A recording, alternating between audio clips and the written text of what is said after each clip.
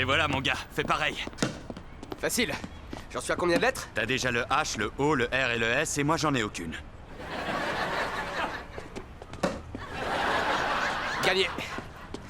Je vais rentrer, moi. T'as terminé aussi? Non, je fais encore 2-3 paniers. Ça marche. Envoie-moi que j'en mette un dernier. Bah, t'as peu ça.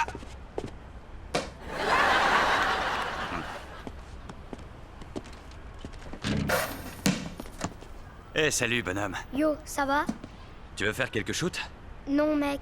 Par contre, je veux bien tes chaussures. Ok, je vois. Bah, mets-les sur ta liste au Père Noël et peut-être qu'il te les apportera au pied du sapin. Hein? J'y crois plus au Père Noël. Mais je crois en toi qui va me donner tes chaussures. Je compte pas te donner mes chaussures. En plus, je dois faire à peu près 3 fois ton poids. Bon, t'as l'air d'avoir une forte ossature, donc ça égalise. Oh. Alors, tu me les donnes, ces chaussures?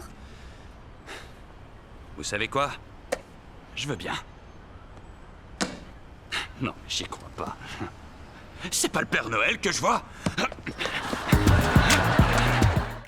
Papa? Pourquoi t'as mis ta chemise d'assaut? Je vais au parc pour retrouver la personne qui a racketté Malcolm. Oh, mais attends, je viens avec toi, je peux t'aider. Tu comptes m'aider comment? Je faisais des rondes de voisins dans notre ancien quartier. Et c'est pas que je veuille me vanter, mais il y a 2-3 ans, j'ai même réussi à coincer l'insaisissable voleur de basilic. Et je vous spoil, c'était une biche. Je te spoil à mon tour. Je m'en fiche. Oh, De toute façon, j'ai pas besoin de toi. J'ai Abe et Tommy. c'est qui ça? 2 gangsters qui gardent un œil sur tout ce qui se passe dans le coin. 2 gangsters? Ces vieux croutons qui jouent aux échecs toute la journée? Ils sont aussi doués en tai chi. Oh, d'accord, alors attends, je t'accompagne. Pourquoi? Eh ben, en renfort au moins. On est tous les deux pères de famille. Toi comme moi, on veut se sentir en sécurité chez nous. Et puis, je suis Batman.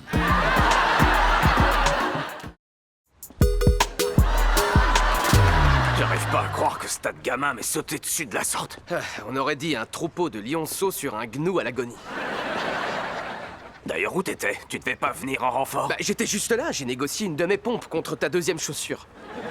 Personne ne veut de tes Skechers, Dave. Je vais te dire, j'en ai pas fini avec eux.